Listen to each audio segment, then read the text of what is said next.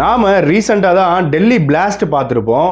Car பிளாஸ்ட்னால கிட்டத்தட்ட பல பேர் இறந்துருந்தாங்க. அதுவே ஒரு பெரிய ஷாக் அப்படின்னு தான் சொல்லணும். இப்போது ஆஸ்திரேலியாவில் இருக்கக்கூடிய சிட்னி போண்டை பீச் அந்த பகுதியில் ஒரு கன் ஷூட் நடந்திருக்கு. அங்கே யூத மக்கள் எல்லோருமே தங்களோட ஃபெஸ்டிவலை கொண்டாடுறதுக்காக எல்லோரும் ஒரே இடத்துல ஒன்று கூடியிருக்காங்க.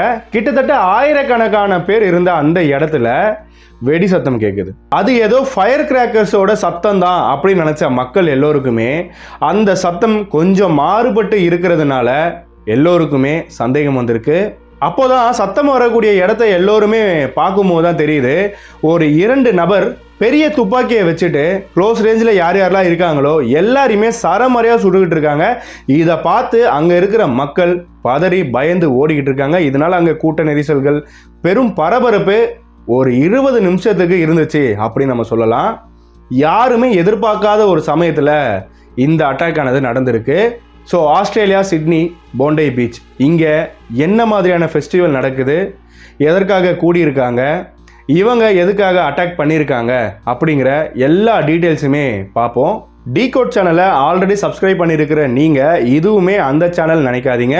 இது டிகோட் சோஷியல் அப்படின்ற எங்களோட இன்னொரு சேனல். இந்த சேனலில் எல்லா விதமான சோஷியல் ப்ராப்ளம்ஸ், எல்லா விதமான டாபிக்ஸுமே கவர் பண்ணலாம் அப்படிங்கிற ஒரு ஐடியாவில் டிகோட் சோஷியல் ஓப்பன் பண்ணியிருக்கோம். ஸோ நீங்கள் டிகோடுக்கு என்ன சப்போர்ட் பண்ணீங்களோ அதே சப்போர்ட்டை இந்த சேனலுக்குமே கொடுக்கணும். இந்த சேனலுமே சப்ஸ்கிரைப் பண்ணிக்கோங்க. மேலும் பெல் ஐக்கானுமே ஆளில் போட்டுக்கோங்க. அப்போ தான் நான் போடுற இந்த மாதிரியான நியூஸ், பலவிதமான டாபிக்ஸ், உலகெங்கிலும் நடக்கக்கூடிய இந்த மாதிரியான விஷயங்கள் எல்லாமே நான் உங்ககிட்ட கொண்டு வந்து சேர்க்க போகிறேன். அதை பற்றி நாம் டிகோட் பண்ணி டிஸ்கஸும் பண்ண போகிறோம். மறக்காமல் சப்ஸ்கிரைப் பண்ணி உங்கள் சப்போர்ட்டை கொடுங்க. டிகோட் நேயர்களுக்கு எனது அன்பு வணக்கங்கள். நான் உங்கள் ஜோதி பாபு.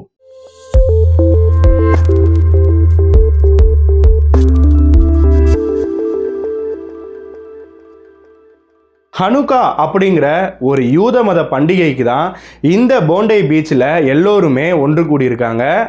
இந்த ஹனுக்கா அப்படிங்கிறது மிகவுமே பழமை வாய்ந்த, பல ஆண்டுகளாக பின்பற்றி வரக்கூடிய ஒரு ஃபெஸ்டிவல் தான். கிட்டத்தட்ட 8 நாட்களுக்கு இந்த கேண்டில்களை ஒன்று ஒன்றா ஏற்றுவாங்க. அதுதான் இந்த ஃபெஸ்டிவலோட சிறப்பம்சம். அதோட ஃபஸ்ட்டு கேண்டிலை ஏற்றுறதுக்காக தான் சனுக்கா பை த சி அப்படிங்கிற ஒரு ஃபெஸ்டிவலுக்காக இங்கே எல்லோருமே கூடியிருக்காங்க. இந்த ஹனுக்கா அப்படிங்கிறது எங்கே இருந்து தொடரப்பட்டது, எதனால் இந்த ஃபெஸ்டிவல் கொண்டாடப்படுது அப்படின்னு பார்த்தோம்னா, பழைய காலத்தில் கிமு 2ஆம் நூற்றாண்டில் யூத மக்கள் இப்போ இருக்கக்கூடிய இஸ்ரேல் பகுதியை உள்ளடக்கிய ஒரு சிறிய கிரேக்க பேரரசின் கீழே வாழ்ந்துட்டு வந்திருந்தாங்க.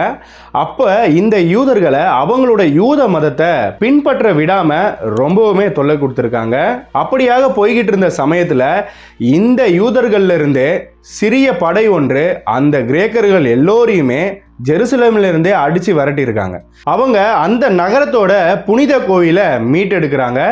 மீட்டெடுத்து இந்த வெற்றியை கொண்டாடும் விதமாக 7 கிளைகளாக இருக்கும். அதில் 7 கேண்டில் வச்சு பொருத்தலாம். ஸோ அப்படியாக அந்த கேண்டிலை ஏற்றுறதுக்காக பார்க்கும்போது அங்கே இருக்கக்கூடிய புனித எண்ணெய் ஒரு நாளைக்கு மட்டும்தான் ஏற்றக்கூடியதாக இருந்திருந்தது. அப்போ நடந்த பிரச்சனையில் இந்த புனித எண்ணெயை டெஸ்ட்ராய் பண்ணியிருக்காங்க. அதனால் இது ஒரு நாள் எரிஞ்சாலும் பரவாயில்ல அப்படின்னு ஏற்றிட்டு ஒரு நாள் தான் எரிய போகுது அப்படிங்கிற ஒரு நினைப்பில் போயிருக்காங்க. ஆனால் அந்த கேண்டில் கிட்டத்தட்ட 8 நாள் தொடர்ந்து எரிந்தது. அந்த ஒரு மிராக்களை கொண்டாடும் ஒரு விதமாக தான் அந்த நாள் தொட்டு இந்த நாள் வரைக்கும் யூத மக்கள் இதை கொண்டாடிட்டு வராங்க. 8 நாள் இந்த ஃபெஸ்டிவல் நடக்கும் அப்படிங்கிறது தான் தகவல்களாக இருக்குது. இப்படியாக தான் இந்த 8 நாளில் முதல் நாளை கொஞ்சம் சிறப்பாக இந்த போண்டை பெவிலியனுக்கு பக்கத்தில் இருக்கக்கூடிய போண்டை பீச் அங்கே எல்லோருமே கூடி இருந்திருக்காங்க. பல லீடர்ஸ் இருந்திருக்காங்க, சில்ட்ரன்ஸ், ஃபேமிலிஸ்னு நிறைய பேர் கூடி இருந்திருக்காங்க. இப்படியாக கூடி இருக்கும்போது தான் நான் இன்ட்ரோவில் சொன்ன அந்த அசம்பாவிதங்கள் நடக்க ஆரம்பிக்குது. நீளமான துப்பாக்கிகளை கொண்டு வந்த 2 அங்கே ஒரு காரில் வந்து இறங்கியிருக்கானுங்க. அங்கே இருக்கிறதுலையே கொஞ்சம் ஹைட்டான நடக்கக்கூடிய பிரிட்ஜ், அந்த பிரிட்ஜ் மேலே ஏறி நின்றுக்கிட்டு 2 பேருமே அங்கே கூட்டத்தில் இருக்கிறவங்க எல்லோரையுமே சரமாரியாக சுட்டு இருக்காங்க. கிட்டத்தட்ட 50 ரவுண்டு சுடப்பட்டதா சொல்லப்படுது. இதனால தான் அங்கே பெரிய பரபரப்பு, மக்கள் கலைந்து ஓடினது, கூட்ட நெரிசல், இது மாதிரியான பல பிரச்சனைகள் ஆச்சு. சரியா 6:43க்கு இது நடந்ததா சொல்லப்படுது. எமர்ஜென்சிக்கு கால் அடிச்சாச்சு. மேலும் 10வது நிமிடத்திலே அங்கே இருக்கிற போலீஸ் ரொம்ப துரிதமாக வந்து இந்த சிச்சுவேஷனை கட்டுக்குள்ள கொண்டு வர்றதுக்காக போராட ஆரம்பிச்சிட்டாங்க. பல பாராமெடிக்ஸ் அங்க வந்து இறங்கிட்டாங்க. மேலும் சில இடங்கள்ல போலீசாரை அழைத்த அடுத்த நிமிடத்திலே வந்துட்டாங்க, ரொம்ப துரிதமா வந்துட்டாங்க அப்படின்னு சொல்லப்படுது. இப்படியாக போலீசாருமே வந்து அங்க துப்பாக்கி சூடு நடத்துறாங்க இந்த இருவர் மேலையும். அதுல அந்த துப்பாக்கி சூடுல இந்த இருவர்ல ஒருவர் இறந்துட்டான். இந்த இருவருமே யாருன்னு பார்த்தோம்னா, ஒருத்தன் சஜித் அக்ரம், இன்னொருத்தன் நவீத் அக்ரம். சஜித் அக்ரம் யாருன்னு பார்த்தோம்னா இவன் அப்பா, நவீத் அக்ரம் மகன். ஆமாங்க, அப்பா மகன் இருவருமே சேர்ந்துதான் இப்படியான ஒரு கொடூரமான செயலை செஞ்சிருக்கானுங்க. இந்த சஜித் அக்ரம் போலீஸோட துப்பாக்கி சூடுல இறந்துட்டான். இந்த நவீத் அக்ரம கார் பார்க்கிங் வழியா வந்து ஒரு நபர் அகமது எல் அகமது இந்த நவீதை தடுத்து, அவருக்குமே கன் ஷூட்லாம் படுது, ஆனாலுமே ஒரு கையை வச்சு அந்த நவீதை தடுத்து அவங்கிட்ட இருக்கிற துப்பாக்கியுமே பிடுங்கி கிட்டத்தட்ட பல்லாயிரம் உயிர்கள் போக வேண்டிய இருந்த தருணத்தில் நிறைய பேர் உயிரை காப்பாற்றிருக்காரு அப்படின்னு சொல்லலாம். இப்போ அவரை ஹீரோவாக கூட கொண்டாடிட்டு வராங்க. ஒரு சாதாரண பழக்கடை ஓனர், அவருக்கு அந்த அளவுக்கு தைரியமாக பிரேவரியாக அந்த இடத்துல துரிதமாக செயல்பட்டு இருக்காரு. அது நிஜமாவே பாராட்டக்கூடிய ஒரு விஷயம்தான். இந்த அகமது அல் அகமது இல்லை அப்படின்னா இன்னும் எத்தனை உயிர்கள் போயிருக்கும் அப்படிங்கிறதே யாராலையுமே கணிக்க முடியாது. இவர் செய்த இந்த செயலுக்கு நன்றி சொல்லிட்டு வந்துட்டு இருக்காங்க. இவரோட உயிரை பற்றி சிறிதளவும் யோசிக்காம ரொம்ப தைரியமா இறங்கி இந்த நவீதை தடுத்திருக்காரு. மேலும் உடனே போலீசார் வந்து நவீதை பிடிச்சிருக்காங்க. அவனுக்குமே துப்பாக்கி சூடு நடந்திருக்கு, கடும் இன்ஜுரி ஆயிருக்கான். அவனையுமே மருத்துவமனையில் அனுமதிச்சிருக்காங்க. 10 வயது முதல் 87 வயது வரை கிட்டத்தட்ட 16 பேர் இந்த சஜித் அக்ரமோட சேர்த்து 16 பேர் அங்க இறந்திருக்காங்க. அதுல ஒரு குழந்தையும் அடக்கம் அப்படின்ற மாதிரி தகவல்கள் இருக்கு. மேலும் 40க்கும் மேற்பட்டவங்க படுகாயம் அடைஞ்சிருக்காங்க. அவங்களையுமே ஹாஸ்பிட்டலைஸ் பண்ணியிருக்காங்க. அங்க இருக்க பாராமெடிக்ஸ், போலீசார் எல்லாருமே ரொம்ப துரிதமா செயல்பட்டாங்க. நான் ஆல்ரெடி சொல்லியிருந்தேன். இந்த ரீசனால இன்னைக்கு பல பேரோட உயிரும் காப்பாற்றப்பட்டிருக்கு. படுகாயம் அடைஞ்ச அதுலயுமே 2 போலீசாரும் அடக்கம். இந்த துப்பாக்கி சூடு நடத்தின சஜித் அக்ரம் அவன் மட்டுமே 6 துப்பாக்கிகளை லைசன்ஸ்டோட வச்சிருக்கான். 50 வயதான ஒரு பழக்கடை ஓனர் தான் இந்த சஜித். அது மட்டும் இல்லாம லைசன்ஸ்டு கன் கிளப்போட மெம்பராகவும் இருக்கான். இதனால தான் ரொம்ப ஈஸியா 6 கன்னை லைசன்ஸ்டோட வச்சிருந்திருக்கான். இப்போ அதற்கான கேள்விகளும் எழுந்து வருது. எப்படி ஒரு ஆள் இத்தனை கண்ணை வச்சுக்கிறதுக்கு லைசன்ஸ் கொடுத்தீங்க அப்படிங்கிற ஒரு கேள்விகளும் எழுந்துட்டு தான் இருக்கு. எப்பயுமே நம்ம நாடு தான் நினைச்சிருந்தோம், கிடையாதுங்க. எல்லா இடத்துலையுமே ஒரு அசம்பாவிதம் ஏற்பட்டாதான் இந்த மாதிரியான கேள்விகள்லாம் வரும் போல. இந்த நவீத் அக்ரமுக்கு 24 வயதாகுது. 24 வயதுல இப்படி இத்தனை பேரை கொல்லக்கூடிய அளவுக்கு யாரு இந்த கொலவெறியை ஊட்டி வளர்த்தது? யார் மேலே தப்பு சொல்கிறது? தன்னோட தந்தையே வந்து இறங்கி இதெல்லாம் பண்ணியிருக்கான் அப்படின்னும் போது கண்டிப்பாக யார் மேலேயுமே நம்ம டவுட் படவே வேண்டாம். அவனோட தந்தை தான் இந்த வேலையை பார்த்துருப்பான். மேலும் இந்த சஜித் அக்ரம் ஹைதராபாத், இந்தியாவை சேர்ந்ததாகவும் இப்போ லேட்டஸ்டாக தகவல்கள் பார்க்க முடியுது. பிகாம் ஹைதராபாத்தில் படிச்சுட்டு அதுக்கு அடுத்து தான் ஆஸ்திரேலியாவில் வந்து செட்டில் ஆகிருக்கிறதா இப்போ பல தகவல்கள் வெளியாகிட்டு இருக்கு. இந்த வீடியோ லாஸ்ட் கிடையாதுங்க. இந்த இஷ்யூ பற்றின அடுத்தடுத்த அப்டேட்டில் இன்னும் நான் நிறைய அப்டேட் பண்ணுறேன். இந்த சஜித் அக்ரம் லைசன்ஸோடு வச்சிருந்த 6 கன்னை வச்சு தான் இந்த ஃபயரிங்கே பண்ணியிருக்காங்க.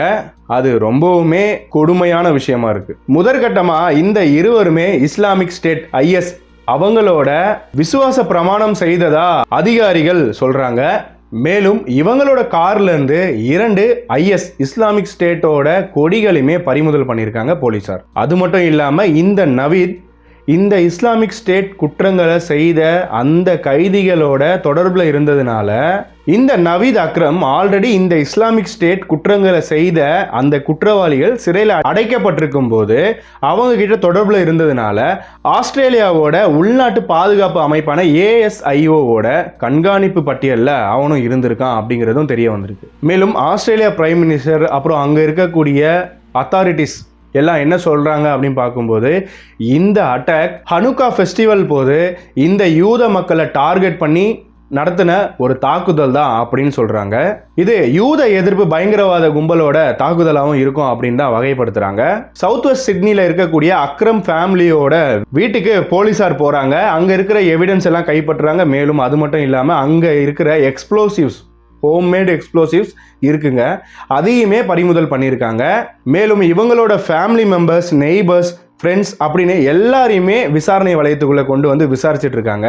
இந்த சம்பவம் ஆஸ்திரேலியாவில் இருக்கக்கூடிய யூத கம்யூனிட்டி ஜீவிஷ் கம்யூனிட்டியை ஆட்டம் காண விட்டுருச்சு அப்படின்னு தான் சொல்லணும். மேலும் அவங்க சைடில் இருந்துமே நிறைய கேள்விகளானது எழுப்பப்படுது. ஒரு மதம் சார்ந்த ஒரு கூட்டம் கூடுற இடத்துல என்ன பப்ளிக் சேஃப்டி இருக்குது, தீவிரவாதத்தை எதிர்க்க என்ன சட்டங்கள் இருக்குது, என்ன சேஃப்டி மெஷர்ஸ் எடுக்கிறீங்க அப்படிங்கிற மாதிரி பல கேள்விகள் வந்துகிட்டு இருக்கு. Australian prime minister Anthony Albanese, அது மட்டும் இல்லாமல் பிரீமியர் கிறிஸ்டபர் ஜான் மின்ஸ் யூத ஆஸ்திரேலியர்களை டார்கெட் பண்ணி வேணும்னே இந்த தாக்குதலை நடத்தியிருக்காங்க. இது ரொம்பவுமே ஹேட்ஃபுல்லான ஒரு அட்டாக், அதாவது வெறுக்கத்தக்க கூடிய ஒரு தாக்குதல் அப்படின்னு அவங்களுமே கண்டனம் தெரிவிச்சிருக்காங்க. இந்த ஜூஸ் கம்யூனிட்டிக்கு அரசு என்ன சப்போர்ட் பண்ண முடியுமோ தங்களோட முழு சப்போர்ட்டும் கொடுக்கறதா அவங்க சைட்ல இருந்து தெரிவிச்சிருக்காங்க. அது மட்டும் இல்லாம அந்த நாட்டில் இருக்கக்கூடிய பாதுகாப்பு மற்றும் இன்டெலிஜென்ஸ் இவங்களோட ப்ராசஸ் பத்திலாம் ரிவ்யூ பண்றதாகவும் உறுதியளிச்சிருக்காங்க. அது மட்டும் இல்லாமல் அங்கே இருக்கக்கூடிய ஆப்போசிட் பார்ட்டி எல்லாமே பல கேள்விகளை எழுப்பிட்டு வராங்க. ஏன் போலீஸ் இவ்வளோ லேட்டாக வந்தாங்க, ஏன் இந்த மாதிரியான விஷயங்கள் நடக்குது அப்படின்னு. 10 நிமிஷத்தில் 20 நிமிஷத்தில் அங்கே இருக்கக்கூடிய இந்த பிரச்சனையை கட்டுக்குள்ளே கொண்டு வந்திருக்காங்க அந்த நாட்டு போலீஸ். ஆனால் அதுவே லேட்டுன்னு அங்கே டிபேட் போய்கிட்டு இருக்கு. இங்கே நாம் இருக்கிறதுனால அது ரொம்ப சீக்கிரமாக தெரியுது, ஆனால் அங்கே அதை விட ஃபாஸ்ட்டாக வருவாங்க போல். மேலும் போலீஸோட பாதுகாப்பு எல்லா இடத்துலையுமே, அதாவது இந்த ஜீவிஷ் பண்டிகை எங்கெல்லாம் கொண்டாடுறாங்களோ இந்த யூத மக்கள் எல்லோருக்குமே பாதுகாப்பு அளிக்கக்கூடிய விதமாக பல போலீஸ்களை பாதுகாப்பில் ஈடுபடுத்தியிருக்காங்க அப்படின்னு சொல்லப்படுது. மேலும் அது மட்டும் இல்லாமல் நியூசிலாந்து போன்ற இடத்துலலாம் இந்த ஃபெஸ்டிவலையே கேன்சல் பண்ணியிருக்காங்க, இந்த ஈவெண்ட்டே கேன்சல் பண்ணியிருக்காங்க அப்படிங்கிற விஷயங்களும் நம்மளால் பார்க்க முடியுது. எப்படி தான் இந்த மாதிரியான ஒரு செயலில் ஒரு மக்களை கொன்னுட்டு அந்த மக்களை கொல்றது தான் வெற்றி, அதுதான் ஐடியாலஜி, அதுதான் கொள்கை அப்படின்னு எப்படி தான் சுற்றிக்கிட்டு இருக்கானுங்க அப்படின்னு தெரியல. ஒரு மனிதனை கொன்று அது ஒரு கொள்கையாக வச்சு இருக்கிறது என்ன மாதிரியான கொள்கை அப்படிங்கிறது சுத்தமாக புரியலை. இப்படி தான் ரீசெண்டாக பாகிஸ்தானில் இருந்து பஹல்கம் அட்டாக், அது நம்ம யாருமே மறக்க முடியாது. இதே போல தான் டூரிஸ்ட் மேலே நடத்தப்பட்ட ஒரு துப்பாக்கி சூடு, அதுக்கு இந்தியா தக்க பதிலடி கொடுத்தது. இப்போது அவனுக்கு 24 வயது தான் ஆகுது அப்படின்னும் போது இந்த வயசில் இத்தனை பேரை கொண்டு இருக்கான் அப்படிங்கிற கில்ட்டி அவன் ஜெயிலில் இருக்கிற ஒரு நாளுமே அந்த தண்டனையை அனுபவிக்கும் போதுமே அந்த கில்ட்டி எப்பயுமே இருந்துக்கிட்டே இருக்கும். அவங்க அப்பா அவனை கெடுத்துட்டு அவன் போய் சேர்ந்துட்டான், இப்போது இவன் தானே தண்டனை அனுபவிக்கணும். கண்டிப்பாக இவன் இத்தனை பேரை கொண்டுட்டு அவ்வளோ சீக்கிரத்தில் ரிலீஸ் ஆகிடுவானா அப்படின்னு கேட்டால் கண்டிப்பாக ஆக மாட்டான். இதில் கரெக்டான ஸ்டெப் எடுத்து கரெக்டான ப்ராசஸ் எல்லாமே ஃபாலோ பண்ணி அடுத்து இந்த மாதிரியான ஒரு விஷயம் நடக்காமல் இருக்க தடுக்க என்ன முடியுமோ அங்கே இருக்கக்கூடிய ஆஸ்திரேலியன் போலீஸார் எல்லாருமே தீவிரமாக இந்த இஷ்யூவில் ஈடுபட்டு வந்துகிட்டு இருக்காங்க. கண்டிப்பாக அடுத்து இந்த மாதிரி நடக்காது அப்படிங்கிறத எதிர்பார்க்கலாம். மேலும் இந்த இஷ்யூவில் வர அடுத்த அப்டேட்ஸ் எல்லாமே நான் உங்களுக்கு அப்டேட் பண்ணுறேன். அதுக்கு நீங்கள் பண்ண வேண்டியதுலாம் எங்களோட இந்த புது சேனல் டிகோட் சோஷியல், இதை நீங்கள் மறக்காமல் சப்ஸ்கிரைப் பண்ணி வச்சுக்கோங்க. இதுபோல் சோஷியல் கண்டென்ட், சோஷியல் ப்ராப்ளம்ஸ், அது மட்டும் இல்லாமல் பலவிதமான டாபிக்ஸ் எல்லாமே நம்ம இங்கே டிஸ்கஸ் பண்ண போகிறோம். டிகோட் சேனலில் வெறும் கிரைம் சீரிஸ் மட்டும்தான் நம்ம பார்த்துக்கிட்டு இருந்தோம். சோஷியல் கண்டென்ட்டும் நம்ம பேசணும், அதுலேயும் நம்ம ஈடுபாடு இருக்கணும் அப்படிங்கிற பல இடங்களில் நடக்கக்கூடிய பல விஷயங்கள் பல பேருக்கு தெரியாமலே இருக்குது. அதை எல்லாமே நாங்கள் உங்ககிட்ட தொகுத்து எடுத்து வந்து கொடுக்கணும் அப்படிங்கிற ஒரு நோக்கத்தில் தான் சோஷியலுக்கு தனியாக ஒரு சேனல் ஓப்பன் பண்ணியிருக்கோம். கண்டிப்பாக மறக்காமல் சப்ஸ்கிரைப் பண்ணிடுங்க. மேலும் இந்த விஷயமே தெரியாத உங்களோட ஃப்ரெண்ட்ஸ் அண்ட் ஃபேமிலிஸுக்கு நீங்கள் ஷேர் பண்ணுங்கள். உங்களோட கருத்துக்களையுமே கமெண்ட் பாக்ஸில் ட்ராப் பண்ணுங்கள். கண்டிப்பாக நான் எல்லோரோட கமெண்ட்டையுமே படிக்கிறேன். மேலும் மற்றொரு டாபிக் மற்றொரு வீடியோவில் நாம் சந்திக்கலாம். தொடர்ந்து இணைந்திருங்கள். நான் உங்கள் ஜோதிபாபு. நன்றி.